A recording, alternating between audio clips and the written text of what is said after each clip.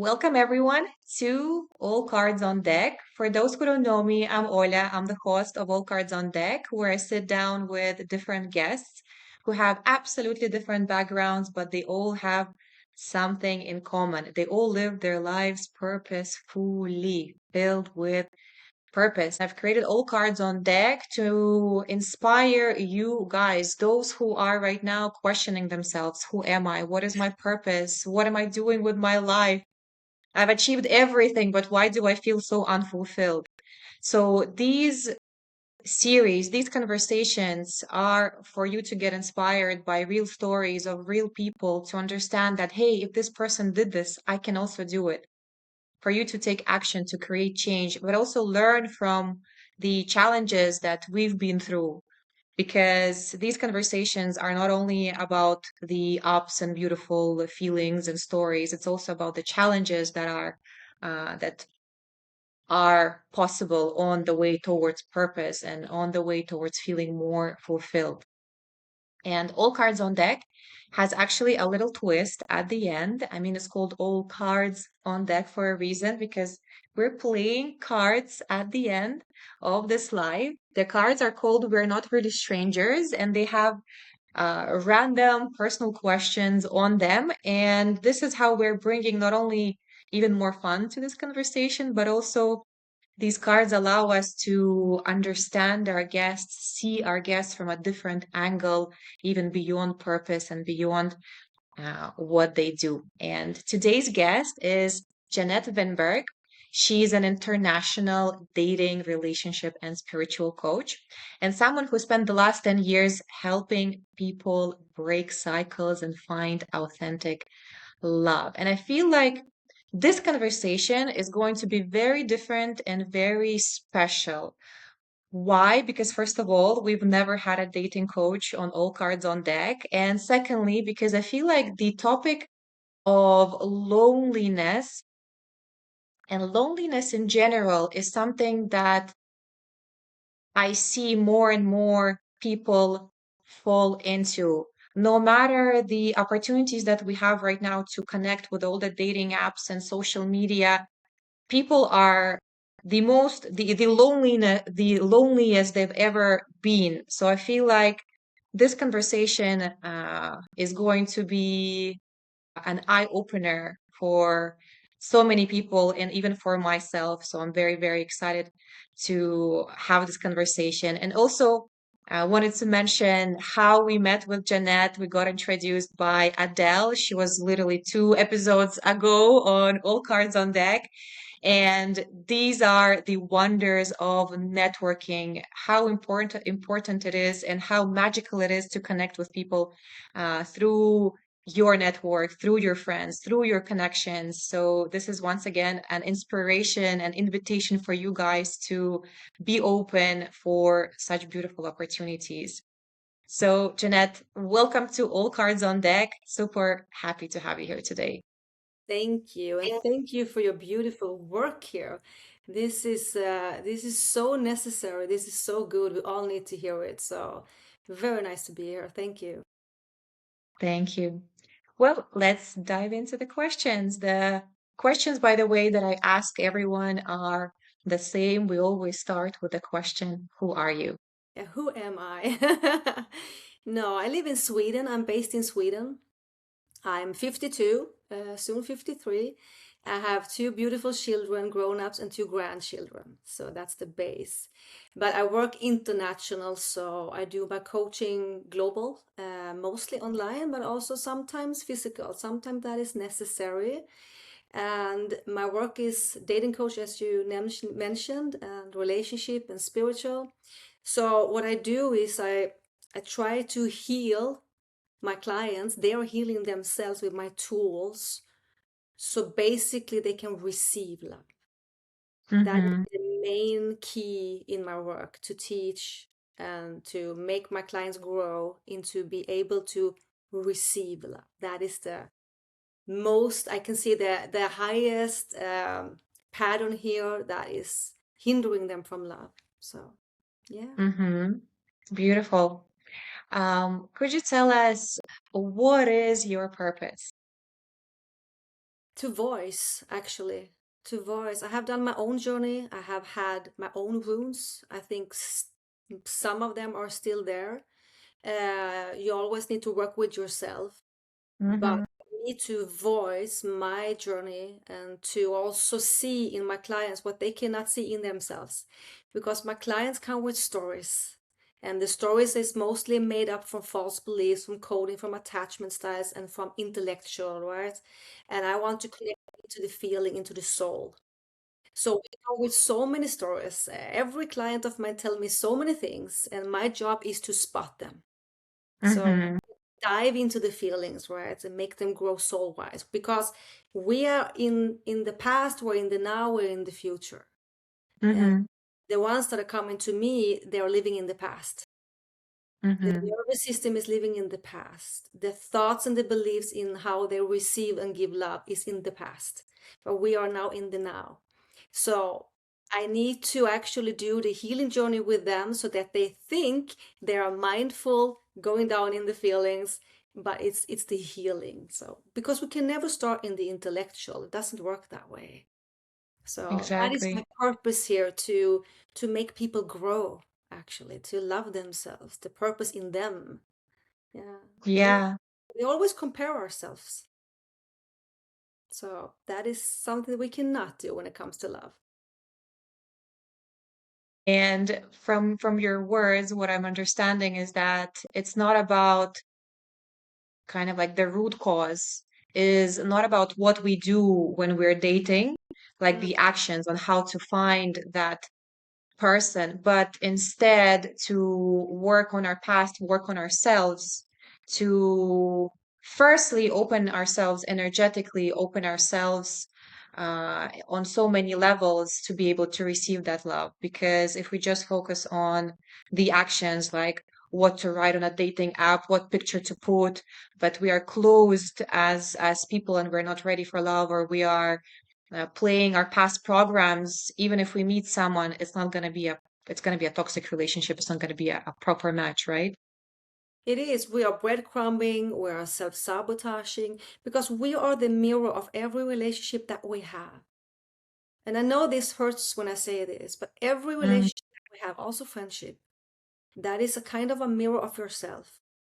mm-hmm, So, of course, sometimes you choose in partners that you can heal so that you don't need to heal yourself. You can heal them instead. Or you're choosing in partners that are picking and showing you your own wound so that you get triggered and you're forced to heal it. And then we need to do mm-hmm, it over and over and over till we actually look inside. So my clients come to me and say, I always attract unavailable people. No, you don't. No, you don't. You choose them, to be honest. You choose them because we need to choose them.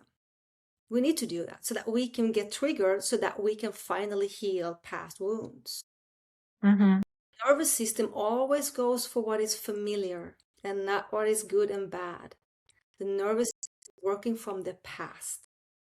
So now in our coaching sessions, we always and recoding the nervous system so that it can feel safe in the now and not in the past. So, yeah, holding love. You think it's easy, but it's very, very difficult because you are totally vulnerable. And if you never held love, been shown it, how can you know? mm-hmm. Or if you were hurt during love, then there's another trauma, fear of getting into a relationship, etc. Yeah. Could you give an example of this mirror? Because I feel like not a lot of people understand, like, oh, we're all mirrors to each other. What does it mean? Yeah, when I mirror in, let's take my own story. When I have two children, but I'm divorced or separated since 20 years back, so it's way back. And I had 4 years where I liked it. So I was navigating with dating and, getting my life back every second week somehow, exploring, flirted a lot, and I could attract men in with my flirtiness, and this I can do. But 4 years later, I wanted to have a relationship, but I used the same method. I was the same person, but I never Mm-hmm. felt like a man. They came, but they never stayed. They never wanted Mm-hmm. me to be wifey. They always had me for enjoying it, no matter wine and dine or whatever, but never the wifey. And I was like, what is wrong with all the men? Because it was definitely not wrong with me, right? So what is wrong? What is going on here? And I started actually my first matchmaking firm out of this because I was like, I need to fix this problem. But what happened here is I couldn't hold love. I couldn't hold because I used a little bit the flirtiness and hardness and masculine energy because I was so afraid of letting someone in. And this Mm-hmm. was shown, of course, in me. I didn't show them the warmth, the nurturing, the feminine power, the feminine force in me. I that was for me a no-go. You can come Mm-hmm. here into my heart. But my Mm-hmm. mind was, I want a relationship. That is what I wanted. So Mm-hmm. what I did, I attracted in men that were not available. Mm-hmm. So now everything was temporary, right? And I got my point taken. I didn't understand this psychological back then. So what we do is when we're not ready to hold it, we attract in someone who is not ready to give. Mm-hmm. Yeah. So you were basically with your mind, you are saying, I want a serious relationship. But internally, with your heart, you actually were projecting something else. And the people were mirroring that back, Yeah. that even though you want with your mind a serious relationship, people are not staying there because your heart was still closed in a Yeah. way. Yes. Yes. And Okay. I needed to heal my heart. I Mm, needed to meet these people actually so that I could heal my heart. Instead, I mm-hmm, started a business and went even more into my masculine energy, trying to fix everyone else. I was good at that. I mm. can fix the other people, but I never fixed myself. When did you realize, hey, it's not them, it's me? It What took was me that point? very, very long. I'm turning 53, and I would say my real cut was at 45 maybe, and then from there on I started to realize that I need to not to be so scared. Not everything is temporary. As long as I didn't do this to myself, I could coach people. I had always clients, but being aligned and doing the soul work and not only the mindset work, that is totally different. But then I needed to be aligned with my words. It's not just words. Teaching is not just words. You need to feel it. Yeah, You need to feel it. experience. Yes. And now when I coach, I can feel it. And I think this biggest challenge that I have had is that I projected myself on the client, my Mm, emotions, my feelings. That is not what coaching is. Coaching is for me to see them. Has mm-hmm, nothing to do with me or my ego. So that was the first. And that goes for every relationship. Crush the ego. It's not about you, right? mm-hmm. You need to be aligned here. Now we need to be in the now and not in the past. It's difficult. We have different attachment styles. Maybe you heard of them. We have Yeah, yeah. secure. I will repeat them for you. That is here. And that is we have secure, we have the anxious, the unsecure anxious, we have the avoidant and disorganized. So we need to always see where are you coming from? What's your coding? What's the event? And then we can take the feeling from the event. Maybe it's an abuse, maybe it's the not available parents, whatever it is. We take the feeling from the event, we take the event aside, and we work with the feeling, and now we work with the soul, right? Mm-hmm. Yeah. Because the language of the soul is the feeling, the emotion, Yes, and that is what we in a way. project. That is what we project in this. So the energy speaks before the words. It took me a Mm-hmm, while to understand that. When I spoke to men, yeah, I was happy, I was flirty, no problem. But I was not there with my heart. Definitely not. Yeah. I've read a bit of your story, and on your website, you've mentioned that you worked in a clinic, right? And Mm. then you moved to your business as a matchmaker, and now you're a dating and spiritual coach. Could you tell us your journey one by one? How did you get to the clinic? What did you learn there? Because I know you had some important learnings there, like understanding that the body and the soul are actually uh the part of one. They're so connected. It's Mm. not a separate thing, and that we are also not just the body. And yeah, how did that journey go? Yeah, it's true. It's like holistic, right? It's all connected. And the interesting part is I started with massage and personal training and nutrition and all of that. And I had many clients. What I realized when I was working is that it was never about the food or the tension in their body that not I needed to massage away. It was about their soul. If they had a problem with food or a problem with training or whatever it was never about that. So when I started to coach, it was mindset, mindset, mindset. But I Mm, also work one to one with the clients and you get to know them and you realize this has nothing. It took me years to realize this, but when you realize it has nothing to do with this, it has to do with their soul. It has to do with their soul. There's something, there's a wound here. There is a belief system here. Maybe someone told them that you need to do this to be good, or you need to perform this to be loved, or you, whatever it can be, or you are not good enough. It's all in our body. So when I started to talk to my clients more in the deeper level, I understood this goes totally together. And to fix the problem with eating or the training or the love or whatever it could be, I need first to go into the wound. So for me, it was quite a easy decision to move on from the health to go into the wound, if I can say it like. And now mm-hmm, that is what I do with my clients. I go directly there. And then we can talk about training, etc., or love, or whatever it can be. But it starts with the wound. mm-hmm. So that's why. And how did you move from the clinic to matchmaking? What was that transition? How did that transition happen?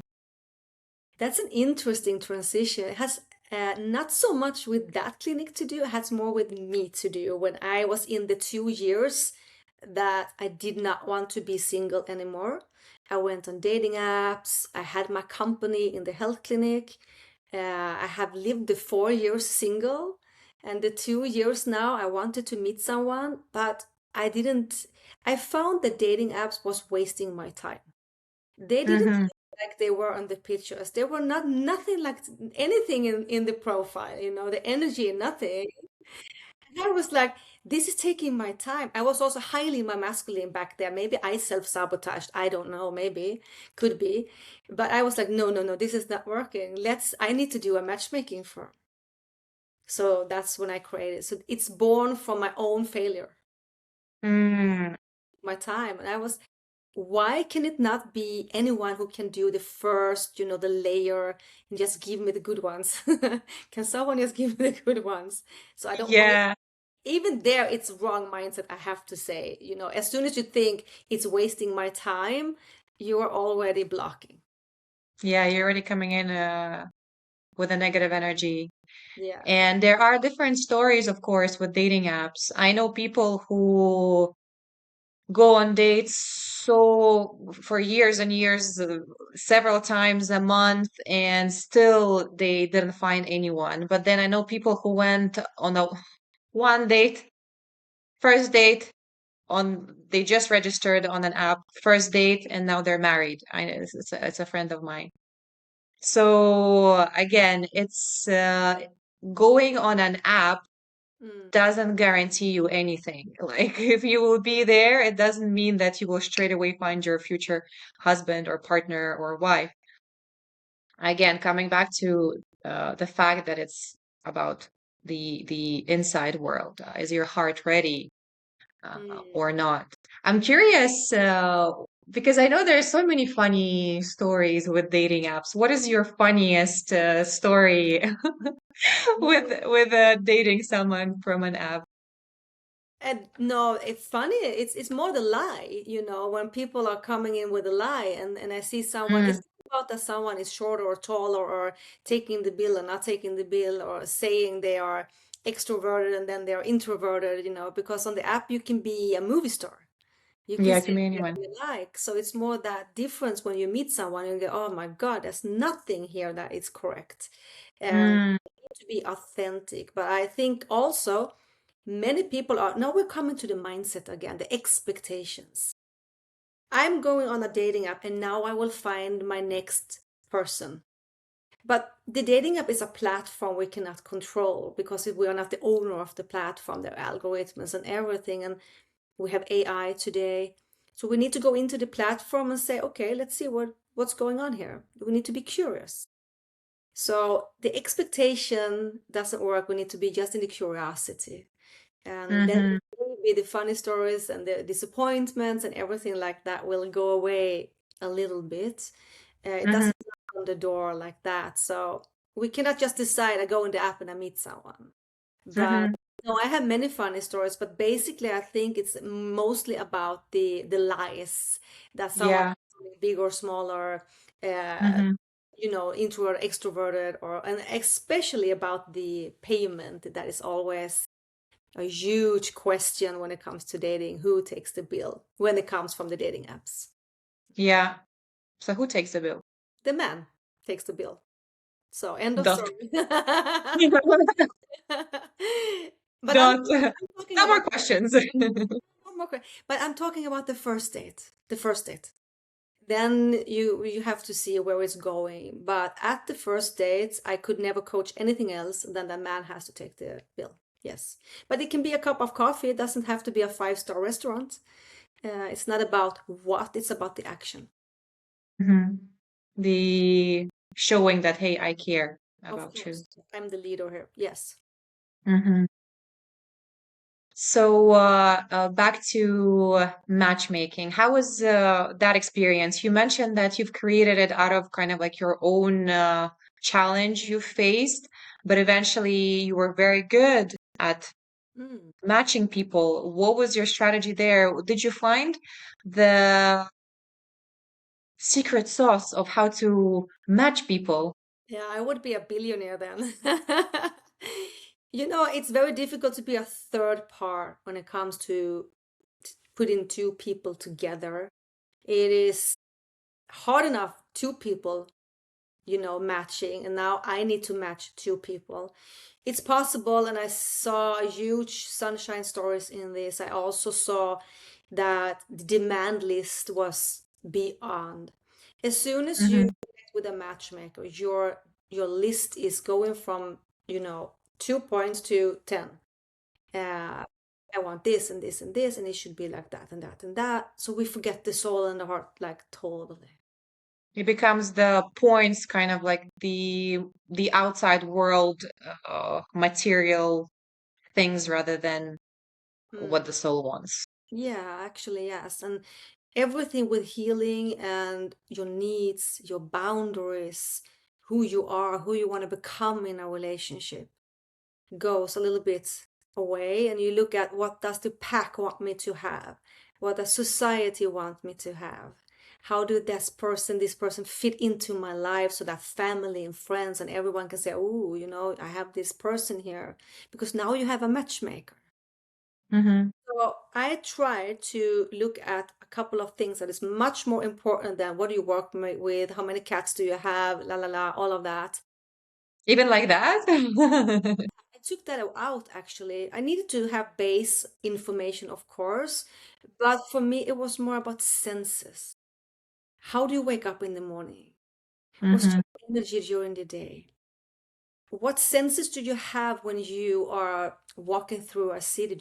Do you see it or do you walk past it? Where are your mind? Do you taste when you're eating? Or do you eat just to get full? Do you have sex just to have an orgasm? Do you have sex to enjoy? Where are your senses? Where's your presence? And then I could match people a little bit more from that. That was for me Hmm. much more important. The masculine and the feminine energy, the polarities, than, you know, everything in this base list. but yet still very, very difficult. But I had success in this. I don't do it so much anymore. I do more coaching, Mhm. Mhm. higher results in coaching than matchmaking, Mhm. for sure. Once again, because you're working on a deeper level rather than on the surface material and mind level. I feel like also I can totally resonate to what you're saying right now because one of the biggest shifts I had in my life is when I shifted from, you know how they say, oh, to manifest your perfect partner, you have to write down all the features, everything about this person. And I was like, he lives there. He drives this. He does this. His work is this. His parents is this. Yeah, exactly. His friends are this. But then life was bringing me very interesting experiences. And then at some point, I figured out, hey, I'm not looking in the right direction. And I shifted to what I actually want to feel in a relationship. Because if he has all of that, what I wanted, but I feel shit, Yeah. I am not happy, I'm not loved, but he has all of that, does it make sense? He Mm. could have all sorts of different things. He could look whatever, be from whatever country, do whatever at his job.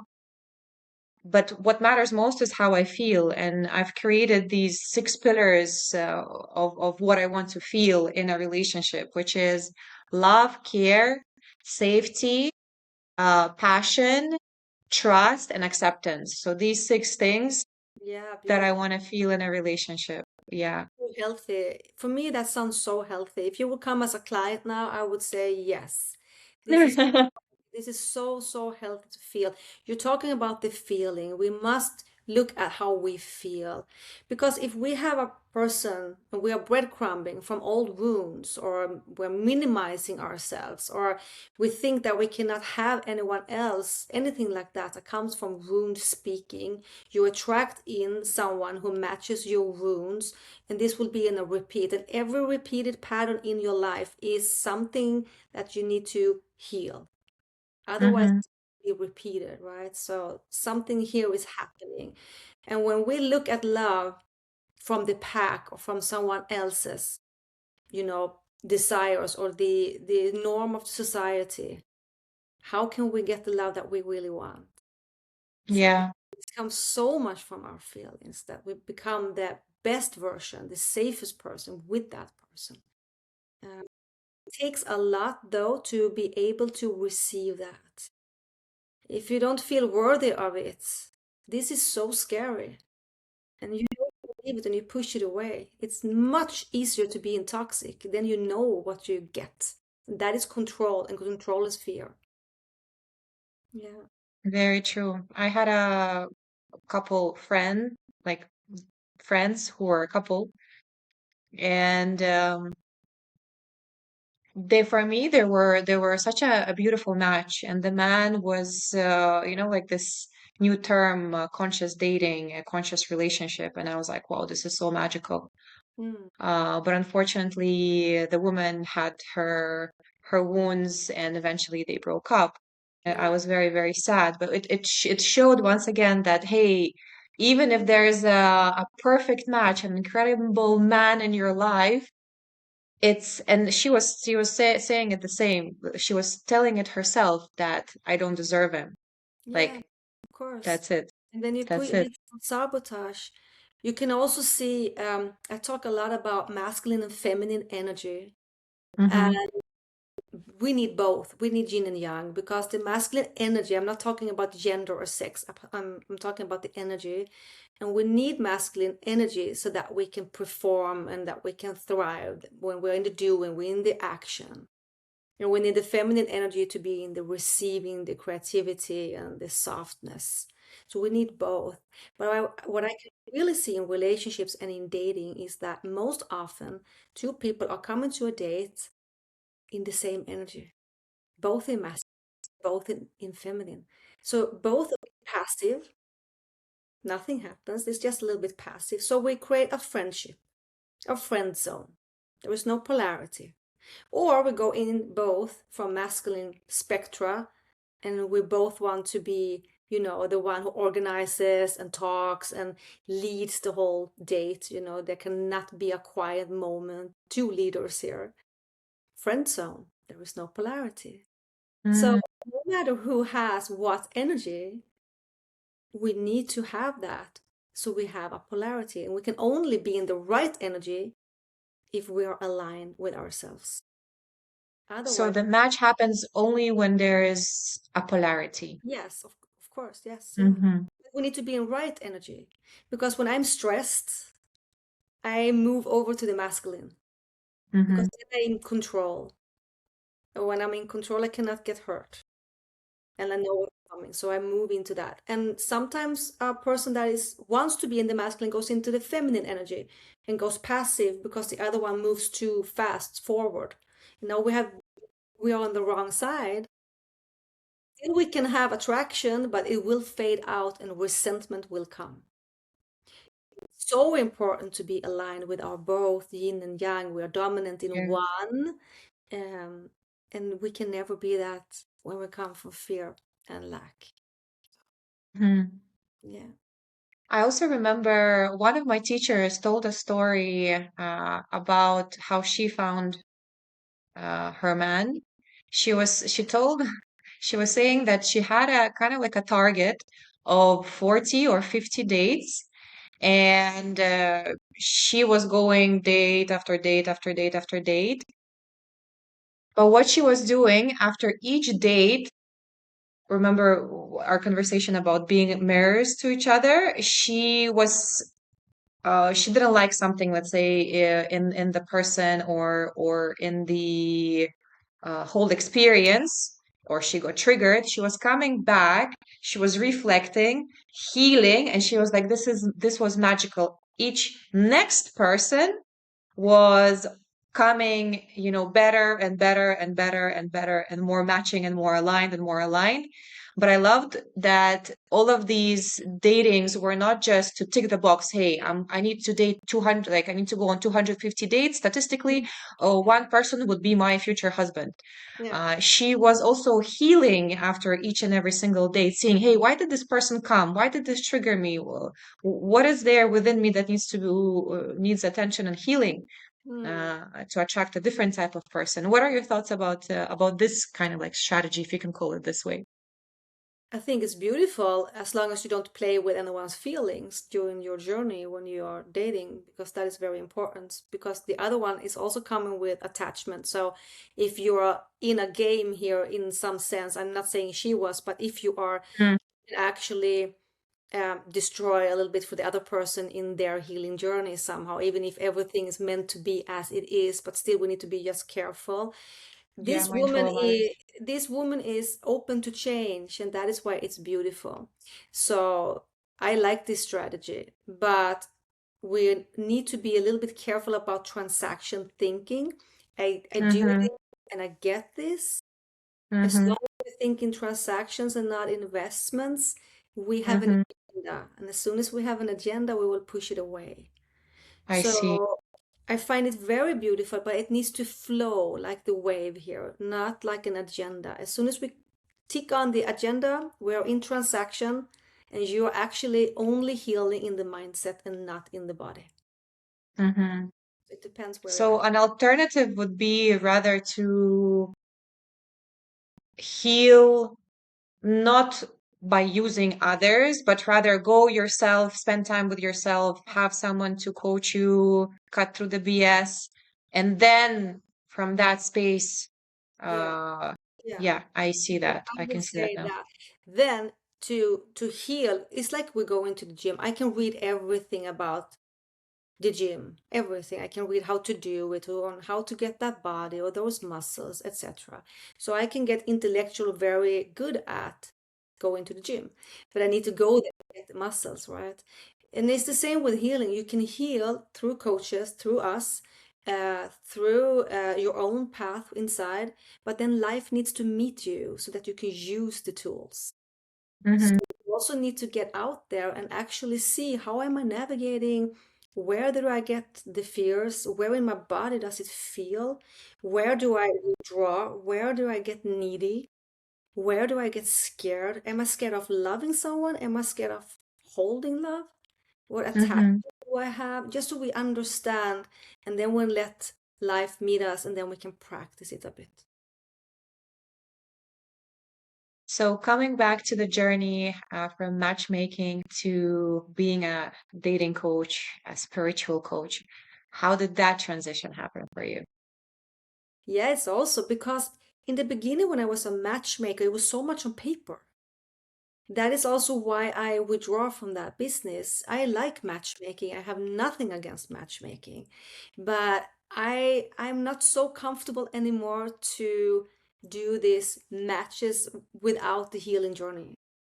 Makes And sense. I'm very much aligned myself. I have done my journey myself. I have been in the masculine energy. I have been in fear. I have been closed. And I see the difference now when I actually don't force people to validate me or that my life is based on how people validate me. I'm a free person. It's a freedom here. So I observe and I validate and I make my statements and I go into my soul. I have trust for me, myself. I am a believer. I trust to on God and universe. So for me, the light is very important. To me, I go that journey instead. I feel certain, I'm in certainty somehow. I trust what's coming. And you don't need to do that in that sense. You don't need to be a believer in this. But still, if you don't do your inner journey, you still have the repeated pattern here. No matter if I'm a matchmaker and give you someone, you do exactly the same with that person, right? And I rather work with the soul in that sense, the healing journey, the wounds, and make it grow in that. So it's different jobs. Maybe you should come to me first or to you first, and then you can go to a matchmaker. That is also an alternative here. Mm-hmm. And on your journey towards purpose, what challenges did you face along the way? What are your biggest challenges? Yeah. How much time do you have? I have had many. Business-wise, I had challenges to rise my numbers, to grow, to expand, to believe that my voice was good enough, and to actually not be so afraid of voicing, to be seen, to change from Swedish to English. What will people think? Mm-hmm. All of that. But as soon as I let that go with a business coach I had also to help me to get through. So there was a lot of fears. It kept me small. It Mm-hmm. kept me small before I went big. The fear again, and then we can dive into what that fear is. To be seen, I think, to be seen. And when it came to the challenge in the coaching, like hands-on with clients and that challenge, it was because I actually was not healed myself. So sometimes my words were just words. They were not aligned. And you could see that on me. You could feel it in my energy. It worked to a certain point. So the challenge was for me not to project and to open up myself, to see them. But I was always projecting me in the beginning. I looked at you and I coached you and I saw myself how I would navigate my chess play. But today, when I am free in my soul, I can see you. I can actually see you right through you. And now I can coach. So that has been my absolute biggest challenge too in this. Mm-hmm. Again, all comes back to healing yourself. First of all, to be open Mm, to be seen, mm. but also to be free from yourself, your vision, not to project it on Yeah. the people, on the clients. I'm wondering also because you mentioned you are a mom, you're also a grandmother. Yeah. How are you juggling your business and family time? Because I also know for a lot of women, this could be a challenge. Yeah, it can be. It's difficult because again, society and other people belief system is always pushed on you. I love my work. I'm married to my work, and I really am my work. I love it so much, and to help people grow, it's my passion, it's my heart. So this is what I do, and of course, people say to me, "Oh, you work too much," and they have opinions. You need to let that a little bit aside and just move in your own movements. My children actually lives in Spain. My son lives in Barcelona, my daughter in Palma, Mallorca. They left Sweden because I raised them to be free, and this is what I got. But I work remote. I have done my work, so I'm a remote worker, and that makes me free in the sense that I can move around and travel around, and also coach clients around the world with my remote. So in that sense, Mm-hmm. problem. I have time to both. Yeah, I can juggle it. Yes. Mm. I feel like freedom Yeah. is something that so many entrepreneurs, soulpreneurs are not chasing, but have as a main value, as a main driver for them to, yeah, shift from corporate, to get out of that rat race, to have the Mm. freedom. But also, I heard from a lot of people that I spoke to on All Cards on Deck that even though they got, in a sense, this freedom, sometimes it feels like you're working even more than you were when you had a 9 to 5 job. I'm wondering what was the experience Yeah. for you here. 100%. I work a lot more. Definitely. Mm-hmm, I work in my timelines, if I can say, in my energies, how I mm-hmm, move as a person when it comes to mornings, afternoons, evenings.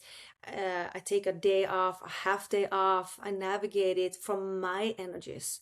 It's my baby. This is my passion. I do something that I really, really love. So it doesn't matter because even if I'm not working, I'm still studying the way I'm working or learning or going to a course or to a webinar or anything because I really love it. So it's a huge difference because I am free in what I do. In the other part, I was more in a prison when I did it. So then it becomes a little bit negative.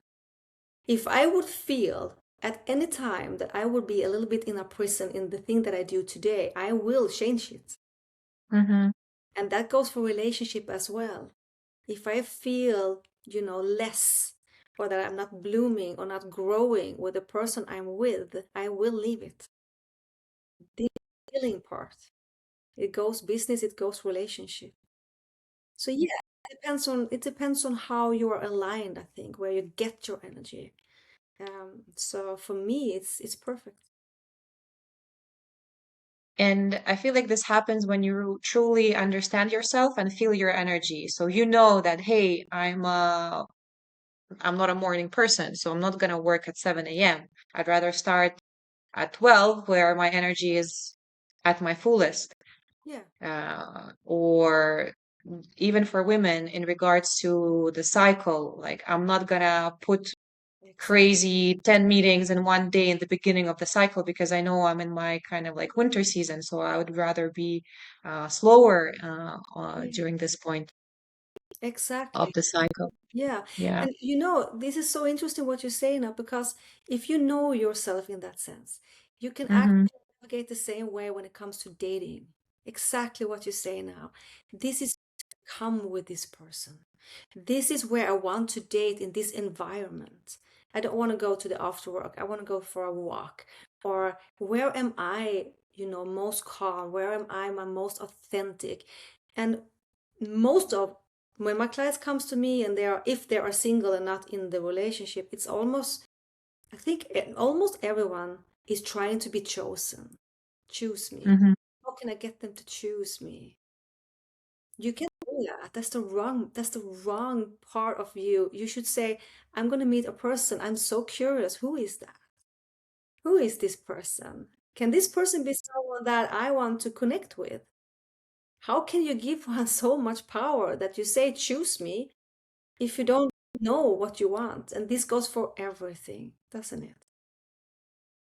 I love this mindset. Coming into a date with curiosity to understand the person, know the person, rather than with the tension of like, is this my second, like, is this my husband? Is this like my future partner? We're going to have babies and like have Yeah. like this brings so much intensity and tension into the conversation, and energetically it can be sensed also.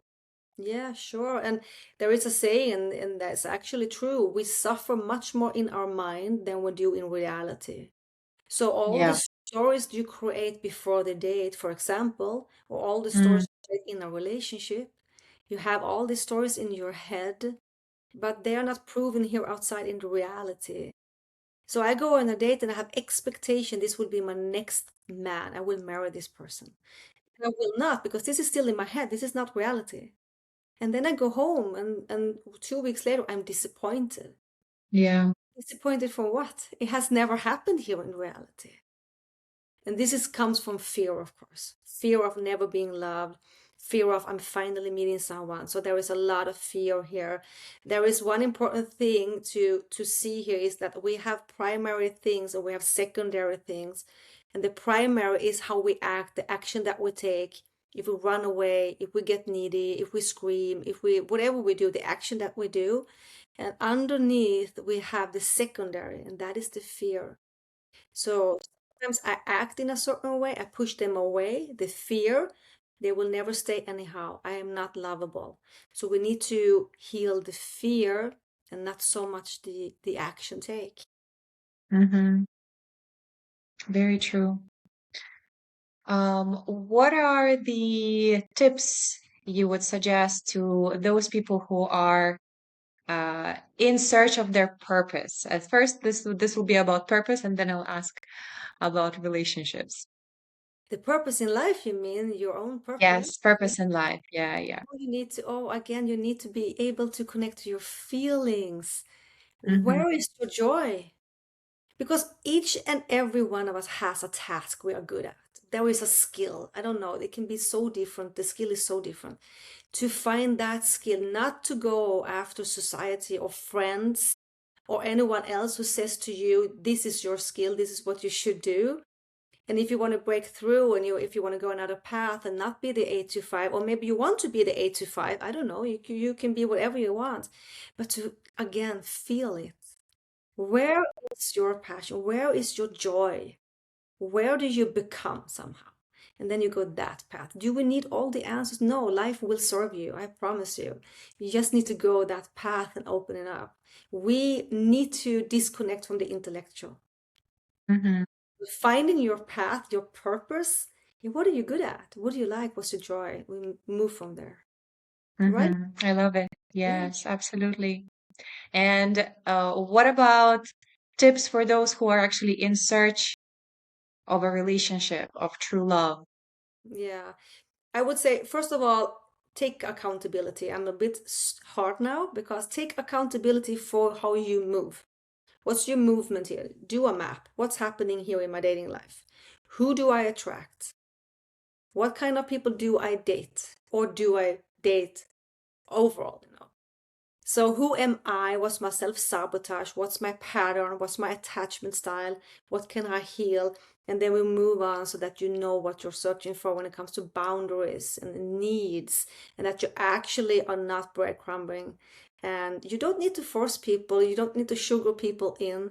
People needs to be there of free will. If they are not, let them go, and then we will see. So I think the absolute most important thing is be able to be rejected and to release. And Mm-hmm. then you can go to the love. If we are not able to release, we cannot hold love. Mm-hmm. Because when we're forcing it, it's not going to be healthy. No. It's about holding love from a different space because, when we're forcing it, we're holding it, but we're kind of like grasping it with the mind, manipulating. So again, which is not healthy. It's people pleasing. When you do people pleasing, you're actually manipulating. And I'm not saying you're manipulated from a bad mind, from a badness here. It's not like you're a bad person. You do manipulation in people pleasing because you have the wound to, you want to be loved, you don't want to be left alone. So you please in and you do and you navigate from others' energies. Mm-hmm. You will be chosen. This is the absolute first thing that my clients needs to do, be able to release. We always work with the release part first and then to hold love. So Mm-hmm. look inside where the self-sabotage is and then work from there, and you will get to the point where you can hold love, and now you can date. Mm-hmm. Yeah. I also want to touch point the topic of loneliness. How come right now so many people feel lonely, no matter, even though we have so many opportunities to connect? Yeah. I think the whole world is going masculine, to be honest, in energy, and not in gender. The women today are so masculine also. The men today are going more and more passive. We have a huge problem with the polarities. It's a So hard, it's shift, like it's, women are going masculine and men are going more into the feminine energy. yes, for sure. Mm-hmm. Now we are confused because that is not what we really want. It has nothing to do with being equal. Equal is something different. We all want to be equal. That's the So I think the loneliness is today is just too hard, especially for women. We are not really meant to carry everything like businesses and children and families and planning and everything, but we are doing it today because we are today independent. So Mm-hmm. it's a lonely world from that point of view, and it's also lonely because of social media and the Hollywood syndrome again.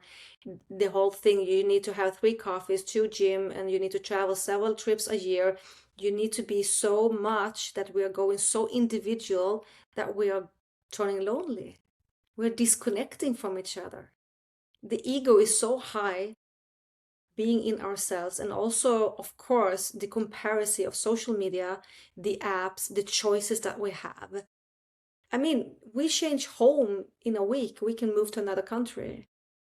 We change clothes, friends, we change everything, jobs, everything. We just move around like next one, next one. It's a swipe culture.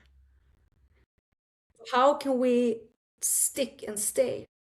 And that is also something that I do a lot with my coaching. Don't run. Don't run all the time. Stay. Stay in the storm as well sometimes. We don't stay in the storm today. We leave and we take the next.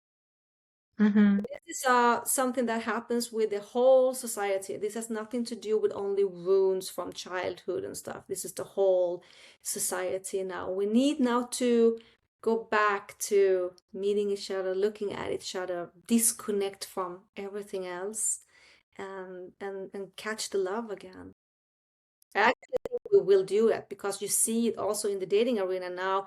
We have the dating pitch, we have the more single mingles, the speed dating. It's coming back to face actually. So Mm-hmm. I hope that we go back a little bit. Mm-hmm.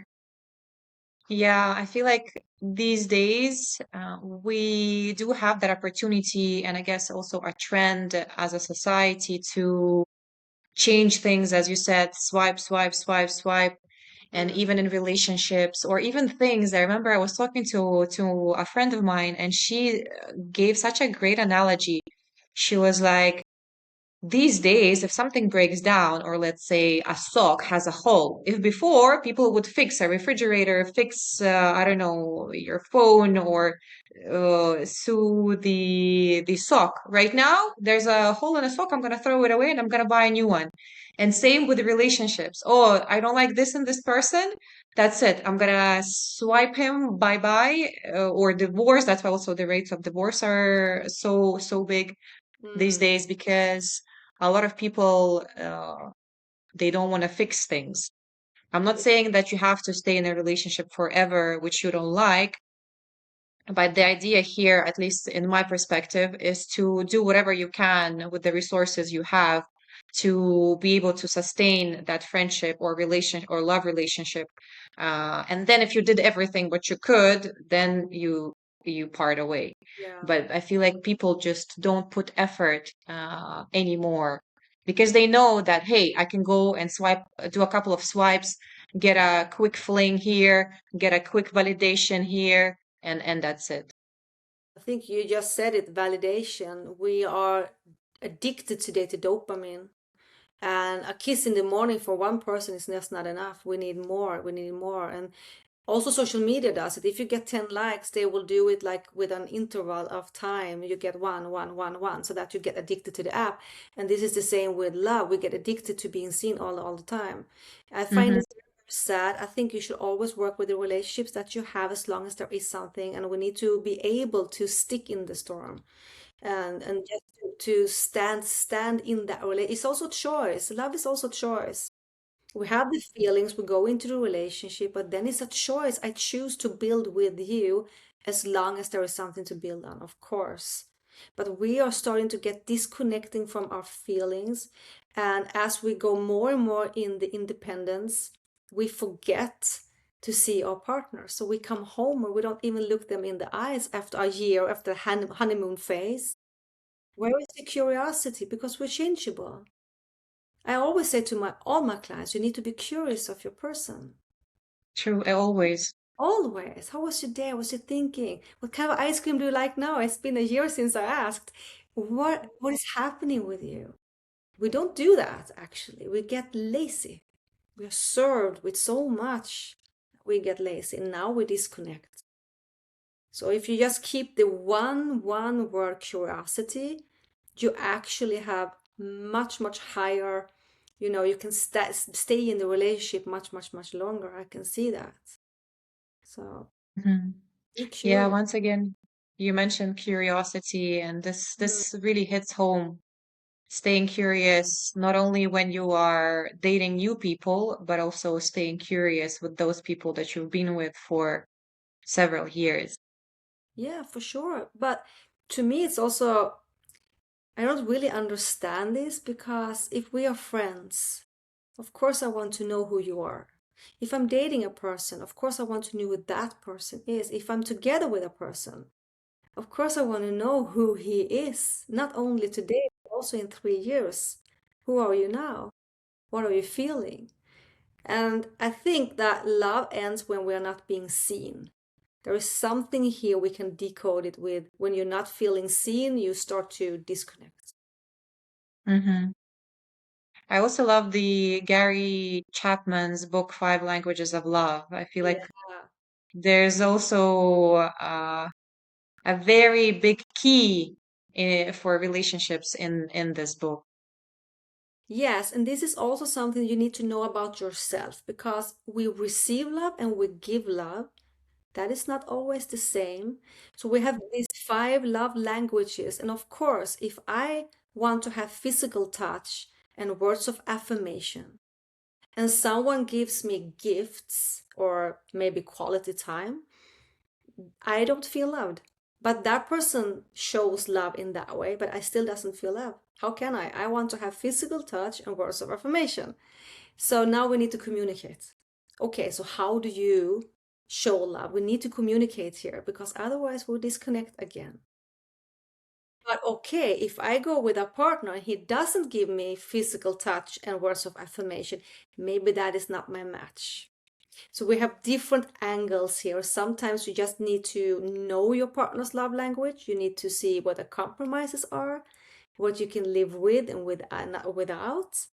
And to me, it would be a deal breaker if there would not be physical touch, say example. So Hmm.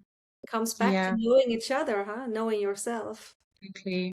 Yeah, and communicating that, not only knowing yourself, but also communicating that to your partner. Yes, and I think that if you cannot communicate in whatever relationship, that is not for you because you can never ever lose a person with communication, telling your feelings. A right person will never walk away just because you voice something. So then we come back to fear again and attachment styles again. You see the circle here, how we move, how we are connected. It comes back to the past. What's the Hmm. how is your nervous system reacting? Yeah, and again, repeating, being stuck in that loop if you're not working on yourself and not working uh, on healing. Yeah, and it's difficult also for me.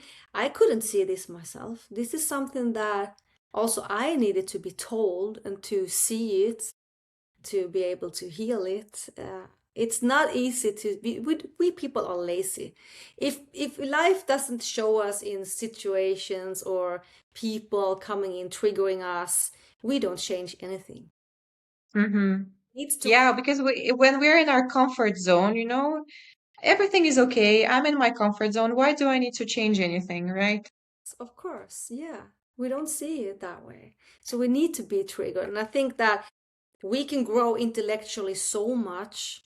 We can read, we can do anything, and we will have more intellectual. But emotional, we can only grow with pain. First comes pain, then come emotionally growth. Isn't that? That's just how it is. We need to embrace that. I love the saying that pain is inevitable in life. Pain is inevitable. You will always have situations, life will always bring situations that will bring pain. But suffering is a choice. True. That's something Suffering is completely a choice. different. Yeah, that's something different. So, but I still want to say that everyone who wants to date or are in a relationship and wants more in a relationship or, searching for have been single for a long time, there will be a match. There is love outside. We have love here. You just need to see it, see yourself, and then you will see the rest. So, yeah. Yeah, beautiful. Well, let's move to the part with the cards. Yeah. The cards have three levels. Level one is called perception. Mm. As a child, well, this is a nice question. As a child, whom did you want to become? Oh, I think when I was a child, I think I wanted to be on stage. I was Mm, I don't think that I knew in what sense or how, but on stage, yes. more like singing or a speaker. I did a lot of cabaret and stuff when I was a child. That or journalist. I also had my own newspaper on when I was only like 11 years old. I had interviews with stars in Sweden. And I nagged them down so that they had this interview and they told me because your child, 11 years old, we will give you the interview. But so journalist is also some journalist or a star. Yeah. No, not singing, performing in some way. But Mm-hmm. definitely not coaching. Coaching was not on the topic here. What No, of the topic? no. Yeah, Uh, nice. Thank you for sharing. Okay. Level number two is called connection. mm. Have you changed your mind about anything recently? Yes. The forcing part. Um, I always thought that I need to heal broken people around me, and I'm specifically talking about men. The dating Mm, life of mine, when they were broken, I wanted to fix them, and I understood that fixing them had to do with my own anxiety to put something out in me that I felt. And I'm not talking about being supportive, but fixing. And I cannot fix anyone. I can't, nobody can. They can just fix themselves. And that difference, not to force this, making them stay in that fixing and this overgiving, because I mm, wanted to love them even more and more. And the more I love, of course, the more they disappeared. And that fixing part, that is actually something that has been recently for me because if I can decide, I fix everyone. Uh, and it's not a service to me. I lose them at the end of the day. It's mm-hmm. overgiving. We don't like overgiving. People don't like when you overgive. Also, a thought that is coming right now is that if a person uh, doesn't want to receive that fixing, like if they are not ready, if they don't see a problem, Mm, then that's it. We cannot do anything. And I feel like it's also a big thing for a lot of coaches. yes. When we get all of those tools, when we go through our own transformation, and then suddenly we see like, oh, my friend, I can help with this belief, and this is a suppressed emotion, and then my mom, and then this, and you're like, oh, I want to save the world, but then you realize that that doesn't work. If the other person doesn't want to be saved, doesn't have a problem with that, True. nothing's gonna change. David Guillaume, I don't know if you know him. That's one of my girls in online mentors, David Guillaume. He Mm-hmm. always says one thing, and he says, if you take an expensive wine and you pour it into a dirty coffee cup, the wine will not taste as good. But if you pour it into a glass, a clean glass, it will taste good, right? So what I have done, I have taken this expensive wine and poured it into the dirty coffee cup more and more and more and more and more and more. It was never able to holding it. And when they feel they don't deserve all the love I put in and all the overgiving I put in, they will resent me because they don't Yeah. feel worthy of it. And they will have pressure and they will pull away because it's too high of a pressure to even look at me. The guilt is coming, the shame is coming. They move away. So this is something that I recently, and I don't mean yesterday, but recently actually realized I cannot put in where it's not being able to be whole. I need to release. I need Mm-hmm. and again trust myself in this and trust universe in this. So yeah, this is definitely very good that I have realized that. This also a Yeah. sole purpose, right? Mm-hmm. It is a very important point, and I love the analogy with the wine and the cup. Mm. Really, really beautiful analogy. And I haven't heard of David Guillaume. I just Googled him. I'm gonna check him out. So thank you for You sharing. need to, you need to. He's so good. He's so good. Yeah. Okay. And the third level called reflection. What would be a perfect gift for you? Quality time. Okay.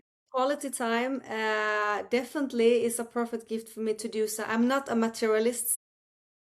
So presence is not my thing in that sense, but if you do something, you cook something with quality time, or you do anything like that, or an experience, you take me to a spa, or I don't know, or anything that I like. It could be just a coffee, Mm-hmm. but quality time with something that means something. That is for me the absolutely best. Something that shows you that you know me in the sense Mm, that you choose. Definitely. But gifts, no, it's not so much me. I see. Mhm. I can relate to that because also my love language is quality time. And what I also realized on this path is that everyone's quality time can be very different. For you, quality time could be like cooking, coffee. For other person, it could be, I don't know, playing chess or going for skydiving together, like some extreme sports. But for the other person, it would be like, please don't. Exactly, sure. Yeah, definitely. But if I give you quality time and I do that in a sense that I know you, Yeah. the way that you like to receive, I think that's the highest form for me. Hmm. Yeah. Beautiful. And I give the same. I'm not a gift giver. I give Yeah. also exactly the same. So, Nice. Okay, so we'll be slowly wrapping up. What is the best way for people to get in touch with you? Is it your website? Is it only LinkedIn or Instagram? What are those platforms that you're active on? I'm all over the place. I am all over. I have my website, JeanetteVinberg.com. And the LinkedIn, of course, Instagram, Facebook is. I'm not so active on Facebook. I exist on Facebook, but Mm-hmm. I'm more active on Instagram. So yeah, all over. Yes, Mm-hmm. Maybe you have some resources, programs that you want to share with people. I do. I have my one-to-one coaching. I have different packages when it comes to one-to-one coaching, a smaller and a little bit longer. And then I have my soul coaching. And the soul coaching is very spiritual. We go very, very deep, but that is for those who are spiritual. Uh, Mm-hmm. and then the other coachings is for everyone, of course. I adjust. So, but I work mostly with one-to-one and I do webinars, of course, as well. But then that you will see on my website.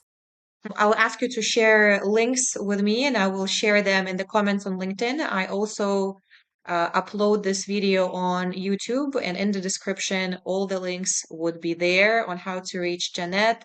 All her programs, all her details are going to be there. So we're wrapping up for today. It was such a beautiful conversation, very insightful. I loved having you, Jeanette, on All Cards on Deck. So thank you for coming. Thank you for bringing your energy, bringing your wisdom. And thank you also everyone for joining, be it live or when you're watching this conversation as a recording. Thank you. Thank you so much. We see you in the next one. Cheers.